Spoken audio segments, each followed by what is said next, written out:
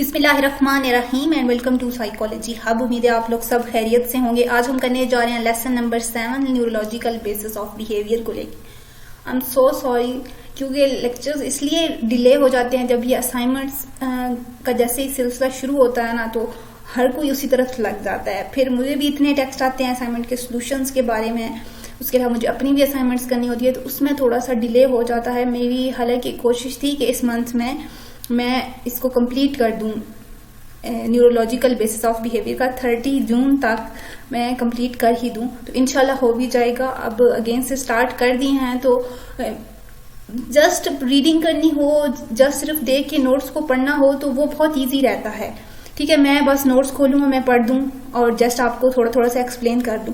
लेकिन जस्ट मुझे सिर्फ ये नहीं करना होता, मुझे पहले तकरीबन आधा घंटा लगता है किसी भी लेसन को तैयार करने में। मुझे पहले पढ़ना होता है, उसके अलावा उसके अंदर अगर कोई ऐसी चीज है जो कि मुझे सर्च करनी चाहिए पहले लेक्चर रिकॉर्ड करने से पहले, तो पहले मैं वो रिसर्च करती हूँ, उसके बाद लेक्चर रिकॉर्ड करना होता है। तो मेरे लिए भी थोड़ा सा टफ हो जाता है। जब अब असाइनमेंट्स आ गई थी तो पिछला पूरा वीक तो मैं कर ही नहीं सकी ना एक लेक्चर भी रिकॉर्ड, इसलिए काफी लेट हो गया।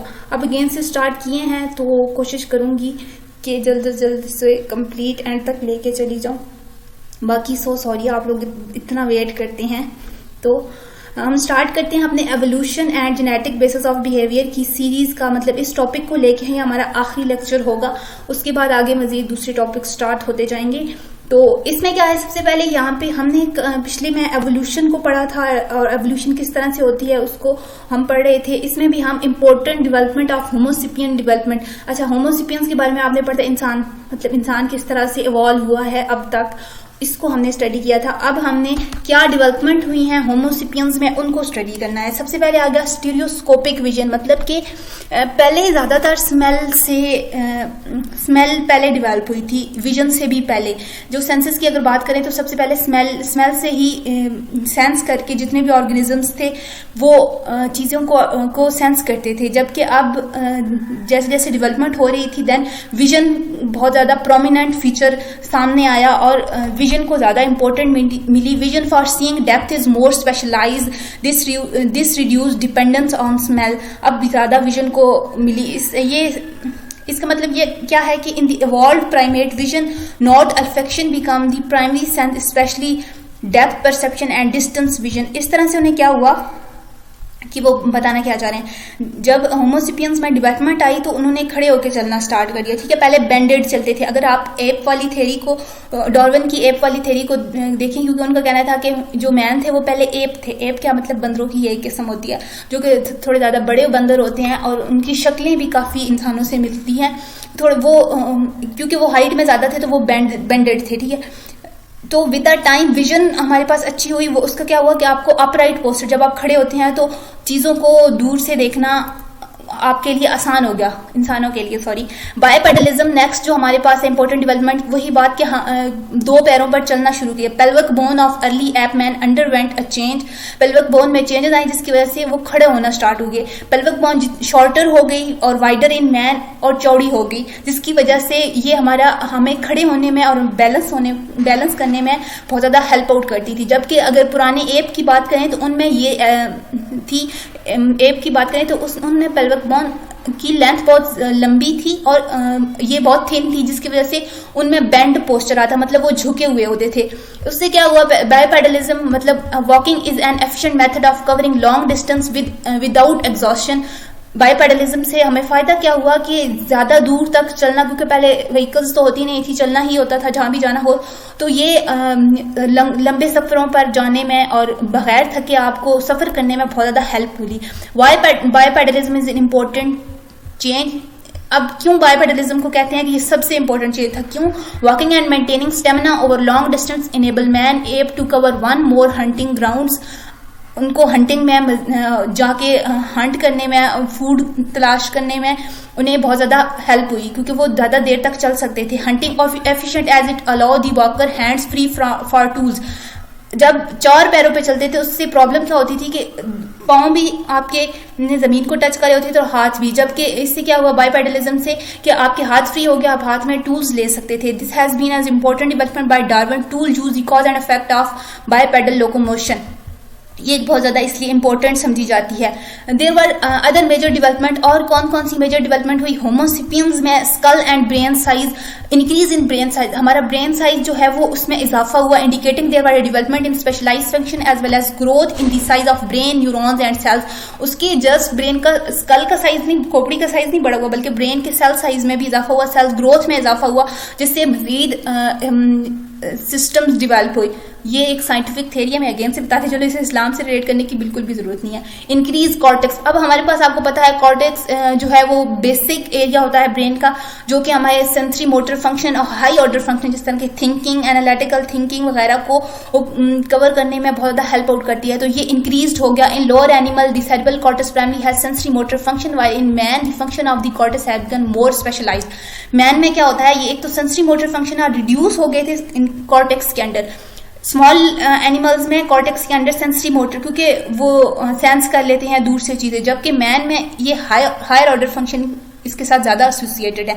उसके अलावा नेक्स्ट जो डेवलपमेंट थी वो थी थंब की। Separation of thumb from the finger is a major development in ape we see in less in evolved primates, however this is larger and separated in man। Apes में अगर देखें तो उनका अंगूठा जुड़ा हुआ है साथ साथ, उंगलियों में इतनी जगह नहीं होती जितनी अब हम इंसानों की है। तो ये बहुत ज्यादा हेल्पफुल थी और ये बहुत ज्यादा यूजफुल रही थी कि जब आपने टूल्स पकड़ने हैं या कोई भी काम करने हैं तो उसके दौरान। दिस इज द प्रीहेंसिल हैंड्स, फिर आपके हैंड्स को आप ज्यादा एफिशिएंटली टूल्स पकड़ सकते हैं हैंड्स के थ्रू। लैंग्वेज एक वाहिद है कि ये और किसी भी जानवर में और किसी भी स्पीशीज में ये इतनी ज्यादा नहीं है जितनी कि इवॉल्व्ड लैंग्वेज होमोसेपियंस के पास है। Evolved in human as a strong mean of social and other communication, visual cues no longer remain the important. पहले जस्ट विजुअल क्यूज होते थे सबसे ज्यादा। अगर पुराना देखा जाए, पुरानी लैंग्वेज, तो वो फ्रूट फ्लाइज जो थी, एक छोटा सा इंसेक्ट होता है, उनकी थी, वो क्यूज के थ्रू कम्युनिकेट अभी तक करते हैं। तो जबकि अब ह्यूमंस की देखी जाए तो उनके पास एक बेटर लैंग्वेज है जो कि वो लेकर आगे चल सकते हैं। Language can easily learn by infant by being with the care taker. जब एक बच्चा माँ के साथ रहता है तो वो बहुत ही आसानी से वो वाली लैंग्वेज सीख लेता है जो उसकी माँ बाप बोलते हैं। Language also sharpen the capability of Homo sapien for planning, foresight, language, art and culture. तो इस तरह से लैंग्वेज हमें हेल्प करती है। नेक्स्ट वन जो इंपॉर्टेंट डेवलपमेंट थी that was the teeth and jaws development. आपके इन बबून्स एंड अदर एप्स, ये बबून्स क्या होते हैं, ये भी एक मंकीज की टाइप्स हैं। The size of the canine is different from males and for females. The male have much larger canines. क्यों मच लार्जर थे? क्योंकि उन्हें बाहर जाके शिकार करके लाना पड़ता था, ठीक है, उन्हें बहुत ज्यादा खतरा होता था। The canines are used to threaten, throw, display, attack, hold, shake, pierce the enemy. Females have smaller canine as there is no need for fight against predator. क्योंकि जो फीमेल्स थी उनको लड़ना नहीं पड़ता। जब भी कोई लड़ाई का मौका होता था तो जो मेल थे बबून्स या एप्स में अगर देखें तो वही जाके लड़ते थे, तो इसलिए उनके जॉज जो थे वो ज्यादा बड़े और ज्यादा स्ट्रॉन्ग थे। Further move we see a reduce canine size with the development और differentiation of the female role. Further the jaws move the point where the jaws bone position with reference. अच्छा, यहाँ पे ये पोजीशन की बात हुई है, ये इतनी ज्यादा इंपॉर्टेंट नहीं, आप जस्ट इंपॉर्टेंट फीचर्स को देखना है कि कौन कौन से थे। Next one the family evolve. उन्होंने फैमिलीज की तरह रहना शुरू कर दिया। Since the families carry the young into since the female carry the young in utero for the period of gestation, the female role in investment involvement is greater with infant। यहाँ वो कह रहे हैं कि एज बच्चा जो है वो माँ के साथ ज्यादा टाइम स्पेंड करता है, पैदा होने से पहले भी 9 माह तक यूट्रस के अंदर रहता है, तो वो ज्यादा फीमेल ज्यादा इन्वॉल्व होती है फैमिली अपब्रिंगिंग में, इन्फेंट की परवरिश वगैरह में। The female has to remain with infant, can't move around freely while carrying the young both. तो इसलिए जो फैमिली थी, फैमिली में औरतें ज्यादातर, जो फीमेल्स थी, औरतों को ले लें या फीमेल एप्स को ले लें, वो ज्यादातर वो घर ही रहती थी, ठीक है, वो क्योंकि उन्हें यंग वंस की केयर करनी होती थी। नेक्स्ट वन जो हमारे पास इंपॉर्टेंट है that is a social group. के सोशल ग्रुप्स की तरह किस तरह से लेना है। Since male hunting alone would be available for predators, कि जब एक अकेला जाएगा हंट करने, ठीक है, एक पुराने आप इंसान को ही ले लें, जब पहले लोगों में भी लोग बहुत से एक पूरा ग्रोह की सूरत में जाते थे अगर किसी भी चीज का शिकार करने के लिए जा रहे हैं, तो अगर वो अकेला जाएगा तो उसके लिए खतरा ज्यादा होगा, जबकि वो एक ग्रुप की सूरत में जाएगा तो, और जबकि फीमेल्स घर नर्स करेंगी बेबीज को, तो इस तरह से बहुत सोशल ग्रुप्स की सूरत में रहना, ये भी एक कैरेक्टरिस्टिक है। Male hunting together would also be able to hunt large animal, food would lost last long. अगर आपने ऐसी मूवीज देखी हुई हैं जो कि इस थीम पे होती हैं, हंटिंग वगैरह पे या फिर पुरानी ट्राइब्स की, तो वहाँ पे आपने देखा होगा कि वो बड़े बड़े एनिमल्स को लेके आते हैं ताकि ज्यादा देर तक हमारे पास फूड कैपेबल रह सके, क्योंकि पूरे पूरे ट्राइब्स रहते होते हैं इकट्ठे और वो एक ही जानवर बड़ा सा ले आते हैं, फिर वो सब में तकसीम किया जाता है, बहुत से दिनों तक वो जानवर चल सकता है। तो ये उस चीज की बात कर रहे हैं। 10 social living was evolve first time in caves. तो सबसे पहले जो सोशल लिविंग्स है वो केव्स से स्टार्ट हुई थी, गारों में रहना सोशल ग्रुप्स के through. Reduce fat deposits on body as there is not much need to store food and also discover of fire and fur covering also reduce the need for fat to keep the body ready to for time of starvation and cold. अच्छा, यहाँ पे कहते हैं पहले लोग अपनी body के अंदर ही फैट्स को स्टोर कर लेते थे, क्योंकि एक तो फूड खराब हो जाता था, फूड इतना अच्छी तरह से मिलता नहीं था। उसके अलावा सर्दियों के लिए जिनकी बॉडी पर ज्यादा फैट होगी, ऑब्वियसली बात है उन्हें ज्यादा सर्दी नहीं लगेगी। तो जिस तरह से फायर इवॉल्व हुई, उसके बाद फर कवरिंग के लिए लोगों ने यूज करना शुरू कर दी, तो उसके बाद हमें बॉडी के लिए फैट को डिपॉजिट करके, बॉडी के अंदर फैट को डिपॉजिट करके रखना इतना ज्यादा जरूरी नहीं फिर समझा जाता था। Improve power of stereoscopic vision and other functions. यहाँ पे वो क्या कहते हैं, this was the most beneficial but along with the came with benefits and involvement since longer distance should be seen standing. अच्छा, यहाँ पे वही बात करें जो हमने स्टार्टिंग में पढ़ा था, विजन का आया था, क्योंकि जब वो खड़े हुए, जब उनके अंदर पेल्विक बोन डेवलप हुई तो उनको दूर तक देखने में विजन इवॉल्व हुई और पावर ऑफ स्टेरियोटाइपिक विजन आई, विजन में बहुत ज्यादा चेंजेस आई थी। इस तरह से हमारा जो बॉडी है वो इवॉल्व हुई विद अ टाइम। तो अब हम चलते हैं evolution of a human brain. Brain किस तरह से इवॉल्व हुआ, यहाँ पे उन्होंने कुछ स्टेटस लिखे हुए, आप खुद भी पढ़ लीजिएगा कि जो in comparison of elephant 8000 CC and well के अंदर 5000 सीसी होता है। ये आ सकता है, एक दफा आप ध्यान से देख लीजिए, एमसीक्यूज में ये आ सकता है। It is the growth of the cerebral cortex. Its size has grown enormously and its take over the function from lower. अच्छा, यहाँ पे जो कुछ भी लिखा हुआ है, जो मैंने हाईलाइट जो कुछ इंपॉर्टेंट था वो कर दिया। इस पूरे लेक्चर में से मैंने आज तक नहीं देखा कि कुछ इंपॉर्टेंट आया हुआ हो, स्पेशली लॉन्ग शॉर्ट की अगर मैं बात करूँ तो नहीं आता। तो इसलिए मैंने इसमें से जो चीजें इंपॉर्टेंट थी वो मैंने साथ साथ हाईलाइट कर दिया, वो मैं साथ साथ एक्सप्लेन करती जा रही हूँ, ठीक है। नेक्स्ट वन क्या है, what was the evolution do with the psychology. Evolutionary psychology have been studying the involvement of wide range of human and other behaviour such as the monogamy, polyandry and gender roles. अच्छा, जब evolution हुई तो psychology का क्या role है कि वो इस तरह से सारे इंसानों के बिहेवियर्स, जेंडर वाइज बिहेवियर्स को स्टडी करता थे। उसके अलावा उनका सोशली क्या किस तरह से वो बिहेव करते थे, ये साइकोलॉजी का इसके साथ ये लिंक्ड है, ठीक है। हमने देखना है कि किस तरह से एवोल्यूशन के बाद बिहेवियर चेंज हुआ लोगों का, इंसानों का या दूसरे ऑर्गेनिजम्स का। अगर हम देखें तो बेसिकली अगर न्यूरोलॉजिकल बेसिस की बात करें तो इसमें हम इंसानों की ही ज्यादातर बात करेंगे। Behaviour of all animals kingdom involve and similars कि इन दोनों किसी भी ऑर्गेनिज्म का देख लें कि अगर उनके बिहेवियर में एवोल्यूशन के बाद क्या सिमिलैरिटीज हैं, क्या चेंजेस है, वो हमने देखने हैं। Evolution influenced genes and genes programmed for natural development need interaction from the environment and experience. Brain continuously interacting with environment, whatever is successful passed on the text. अच्छा, यहाँ पे इतना कुछ खास इंपॉर्टेंट नहीं है। आगे अगर आप देखेंगे, man's rate of biological evolution may have been slowed, but social cultural evolution increasingly complex and fast. कि अगर हम बायोलॉजिकल वेरिएशन की बात करें तो वो बहुत ज्यादा स्लो रही है, जबकि सोशल और कल्चरल जो एवोल्यूशन है वो ज्यादा तेजी से रही है। अब देख लें, माइंड में जो भी चेंजेस हुई हैं वो बायोलॉजिकल चेंजेस हैं, उसके अलावा आपकी पेल्विक बोन में चेंजेस हुई है, ये बायोलॉजिकल चेंजेस। सोशल और कल्चरल क्या हुआ है, फायर आ गई, लोगों का एक साथ रहना शुरू कर दिया, एक दूसरे की हेल्प के साथ उन्हें पता चल गया कि अगर वो ग्रुप की सूरत में रहेंगे तो वो ज्यादा महफूज रहेंगे। उसके बाद कम्युनिटीज बननी शुरू होगी और आप देखें कि हमारी सोसाइटी कितनी ज्यादा इवॉल्व हो चुकी है। अब नेक्स्ट जो हमारे पास ये वाला है पैराग्राफ, ये वाला अगर देखें आप, ये दी नेचर एंड नर्चर, यहाँ पे वो कुछ बात कर रहे हैं कि नेचर और नर्चर दोनों ही एवोल्यूशन में इंपॉर्टेंट रोल प्ले करते हैं। जेनेटिकली भी बहुत सारी चीजें होती हैं जो कि एवोल्यूशन के बायस बनती हैं, और एनवायरमेंटल चेंजेस भी बहुत ज्यादा अफेक्ट करते हैं किसी भी चीज को इवॉल्व होने के लिए। ये हम चीजें पहले भी डिस्कस कर चुके हैं। अब आगे हम चलते हैं, बिहेवियर किस तरह से डिटरमाइंड है। Behaviour is genetically determined as well as exploited when an appropriate environment is provided. Some behaviour is completely determined while other are somewhat determined, where is there are some which are not all controlled by genes. कुछ behaviour हैं जो हमारे jeans के control में होते हैं, जो कि हमारे बायोलॉजिकली कंट्रोल होते हैं, और कुछ बिहेवियर जो होते हैं उनको जीन्स कंट्रोल नहीं करती, वो एनवायरनमेंट के कंट्रोल में होते हैं।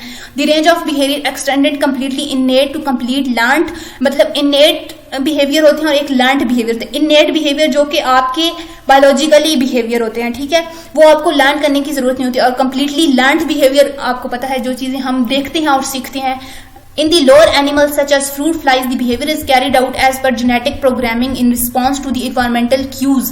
के जो फ्रूट फ्लाइज होती हैं ये चीजें देख के सीखती नहीं है, बल्कि ये उनके अंदर जो बिहेवियर है वो जेनेटिकली प्रोग्राम्ड होता है और वो इन्वायरमेंटल क्यूज के साथ साथ चलती हैं। जबकि अगर आप ह्यूमन लैंग्वेज की बात करें, ह्यूमन बायोलॉजिकल डेवलपमेंट की बात करें, तो इस ह्यूमन जो है वो बहुत ज्यादा कम्प्लेक्स होते हैं।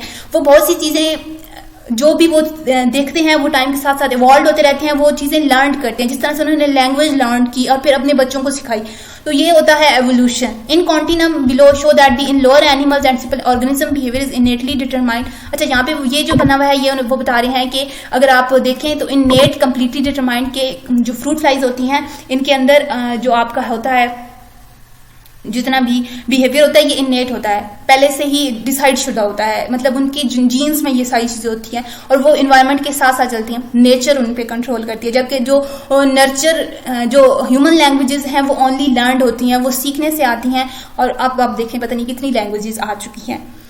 इफ देयर इज अब यहाँ पे वो क्या कह रहे हैं, external cues could be line hunting for food. यहाँ पे वो कुछ एग्जांपल्स दे रहे हैं, या आप खुद भी पढ़ सकते हैं। मैं जस्ट आप लोगों की वीडियोस लंबी नहीं करना चाहती, इसलिए मैं काफी चीजें जो है वो स्किप कर जाती हैं, क्योंकि वो ऐसी चीजें होती हैं जो आपके एक दफा पढ़ने से आपको समझ आ जाती हैं।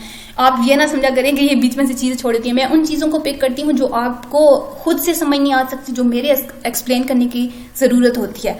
बाकी जो चीजें हाईलाइट हुई होती हैं वो आप ले लिया करें। अगर आपने हाईलाइटेड नोट्स लेने हैं तो चैनल की अगर आप कम्युनिटी टैब में जाएंगे तो वहां पे लिंक पोस्टेड है, एक पूरा मैंने बनाया हुआ था, पोस्ट की थी पिछले सेमेस्टर में, तो आप वहां से ले सकते हैं। अगर फिर भी आपको ना मिले तो आप मुझे अपना ईमेल एड्रेस में अक्सर देती रहती हूँ, तो इधर भी मेंशन कर दूंगी। अगर नाम भी मेंशन किया तो आप लोगों को पता ही होगा, जो कि रेगुलर हैं, जिस पे आप मुझे असाइनमेंट सेंड करते हैं, आप वहां पे मेल करके भी मुझसे ले सकते हैं।